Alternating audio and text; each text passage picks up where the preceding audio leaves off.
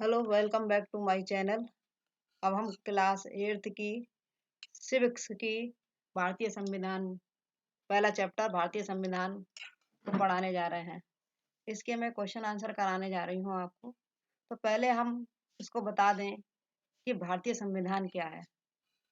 संविधान मतलब एक लिखित नियमों और कानूनों का दस्तावेज है, यानी कि रूल रेगुलेशन का एक दस्तावेज है। इसको भारतीय संविधान को हम क्या बोलते हैं, इंडियन कॉन्स्टिट्यूशन। मतलब कि एक देश को चलाने के लिए हमें संविधान की जरूरत पड़ती है। संविधान की जरूरत क्यों पड़ती है? क्योंकि देश हमारा व्यवस्थित चल सके, इसलिए हम संविधान का निर्माण करते हैं। अब संविधान क्या है कि जब किसी देश को हमें प्रॉपर तरीके से चलाना है तो हमें कुछ नियम कायदे जरूरी है। अगर नियम नहीं होगा तो हमारा देश सही से नहीं चल पाएगा। उसके लिए हमें नियम बहुत जरूरी है। जैसे मान लीजिए कि कोई खेल है, कोई गेम वगैरह है, और गेम में हम, जैसे मान लीजिए फुटबॉल का गेम है और गेम हम खेल रहे हैं, बच्चे गेम खेल रहे हैं और उसमें कोई नियम कायदे नहीं है, तो वो क्या है, ऐसे ही खेलते रहेंगे और आपस में लड़ेंगे भी भिड़ेंगे भी, क्योंकि कोई नियम कायदे नहीं है। तो किसी भी खेल को खेलने के लिए जो नियम अनुशासन जरूरी है, वैसे ही हमारे देश को चलाने के लिए नियम और अनुशासन जरूरी है। हम्म। दूसरा हम हमारा इसमें है, जैसे कि मूलभूत शब्द से आप क्या समझते हैं? ये क्वेश्चन है नंबर 1। मूलभूत शब्द से आप क्या समझते हैं? तो मूलभूत का अर्थ होता है मौलिक या आवश्यक। उदाहरण के लिए यदि हम कोई खेल खेलना चाहते हैं तो हमें उसे खेल के मूलभूत नियम जानने होंगे, यानी कि उस खेल में क्या नियम लागू होते हैं, कब गोल होता है, कब क्या होता है। तो ये सब चीजें पता होंगी तभी ही हम उस गेम को प्रॉपर तरीके से खेल पाएंगे, अन्यथा नहीं। आपका नेक्स्ट क्वेश्चन है आपका, नेपाल की जनता एक नया संविधान क्यों चाहती थी? 1990 में बने नेपाल के संविधान के अनुसार नेपाल में राजतंत्र की स्थापना की गई थी। नेपाल के लोग नेपाल में लोकतंत्र की स्थापना करना चाहते थे, इसलिए वे नया संविधान चाहते थे। यानी कि पहले क्या थी, 1990 में मोनार्को थी, नेपाल में मोनार्को थी। तो वहां पर एक राजा का शासन होता था जिसको बोला जाता था राजतंत्र। यानी कि राजा जो चाहता था वही प्रजा करती थी। प्रजा अपने मन माने ढंग से कुछ भी नहीं कर सकती थी। और राजा के बाद क्या होता था, उसके राजघराने के लोग शासन चलाते थे। तो इस सब चीजों से तंग आकर वहां के लोग जो थे, नेपाल के लोगों ने क्या है, आंदोलन शुरू कर दिए। और इस सब के चलते फिर क्या है, संविधान में संशोधन करना पड़ा। और उसके तहत 2007 में वहां पर क्या है, डेमोक्रेसी हो गया, यानी कि प्रजातंत्र हो गया वहां पर। प्रजातंत्र या लोकतंत्र, ये सब क्या है, डेमोक्रेसी को ही बोलते हैं। तो इस तरह से वहां पर प्रजातंत्र हो गई। अब आगे नेक्स्ट क्वेश्चन है आपका, अपने शिक्षक के साथ चर्चा करें कि राज्य और सरकार के बीच क्या फर्क होता है। राज्य राज्य एक ऐसी राजनीतिक संस्था होती है जो निश्चित भूभाग में रहने वाले संप्रभु लोगों का प्रतिनिधित्व करती है, जैसे भारत राज्य, चीन राज्य आदि, है ना।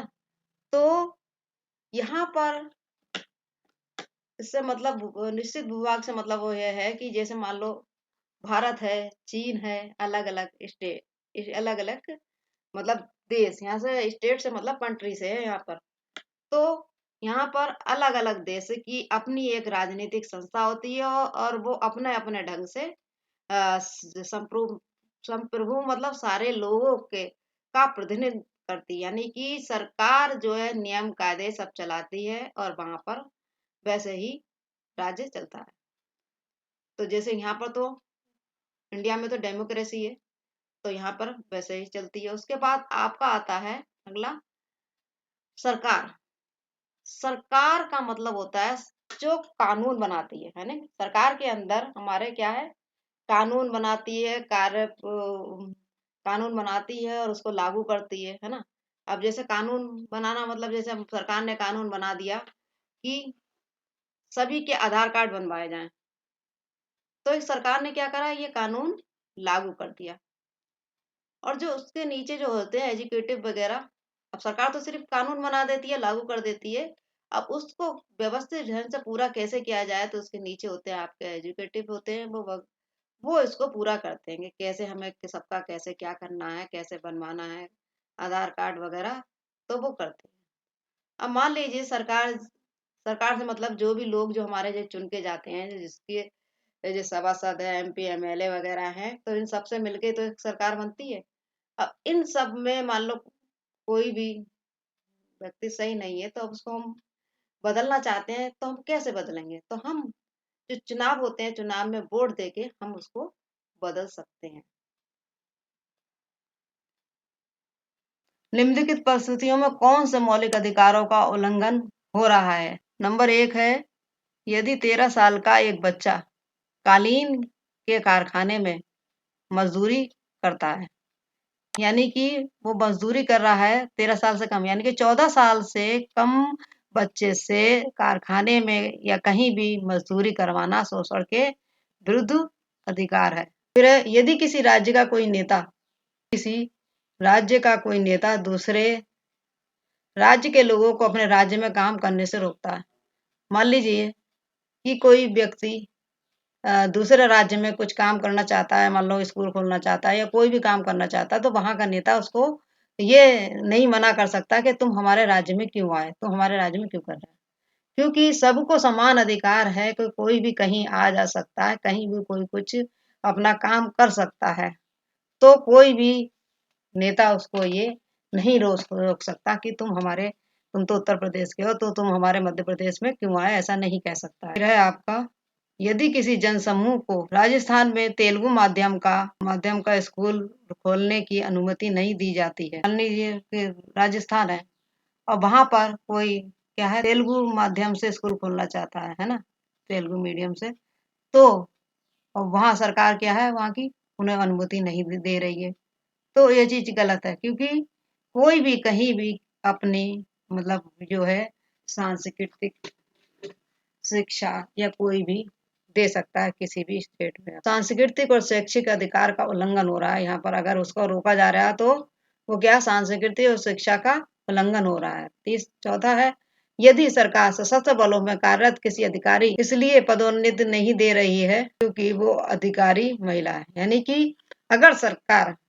सशस्त्र बल मतलब जैसे कि सीमा पे ये फौजी वगैरह होते हैं, तो इन पे महिला अधिकारी है कोई, और वो इसके लिए वो उसको क्या है, वो महिला अधिकारी जो है महिला है, तो वो उस महिला को प्रमोशन नहीं कर रहे हैं। इसलिए हम प्रमोशन नहीं कर रहे हैं क्योंकि वो महिला है, है अधिकारी लेकिन है महिला वो, इसलिए वो उसका प्रमोशन नहीं कर रहे हैं। तो ये सही नहीं, क्योंकि सबको समान अधिकार है और सब समान है, चाहे स्त्री हो पुरुष हो, तो वो सब समान है। तो इस आधार पर प्रमोशन नहीं करना, तो ये क्या है, ये उसके अधिकारों का उल्लंघन हो रहा है, यानी कि समानता के अधिकार का उल्लंघन हो रहा है। अब नेक्स्ट क्वेश्चन है आपका, संविधान में मूल कर्तव्यों का भी उल्लेख किया गया है, अपने शिक्षक की सहायता से पता लगाएं कि ये कर्तव्य कौन से हैं और लोकतंत्र में नागरिकों द्वारा इन कर्तव्यों का पालन करना क्यों महत्वपूर्ण है।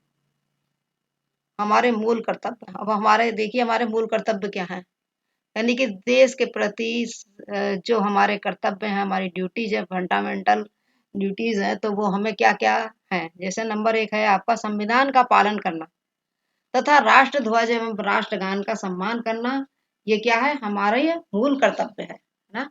हमारी ये ड्यूटी बनती है कि हम जो संविधान में नियम कायदे कानून है, रूल रेगुलेशन है, उनका हम पालन करें, और जो राष्ट्र ध्वज है उसके प्रति हम सम्मान करें और राष्ट्रगान का हम सम्मान करें। नेक्स्ट है आपका दूसरा, भारत की संप्रभुता, एकता और अखंडता को कायम रखना तथा रक्षा करना। तो हमारा ये मूल कर्तव्य बनता है कि भारत की संप्रभुता, एकता और अखंडता को कायम रखें तथा उसकी रक्षा करें, है ना। नंबर 3 है आपका राष्ट्रीय आंदोलन के प्रेरक विचारों को संजोए रखना। राष्ट्रीय आंदोलन के प्रेरक विचारों को संजोए रखना और पालन करना, ये हमारा क्या है, मूल कर्तव्य है। जो राष्ट्रीय आंदोलन के प्रति जो प्रेरक विचार हैं, उनको अपने अंदर संजोए रखना, ये क्या है, और उनका पालन करना, ये हमारा मूल कर्तव्य बनता है। नंबर 4 है आपका सार्वजनिक संपत्ति की रक्षा करना, हिंसा से दूर रखना। यानी कि जो हमारी जो ये सार्वजनिक संपत्ति क्या कहलाती है, जैसे पुल है, स्कूल है, या स्टेशन है, हॉस्पिटल है ना।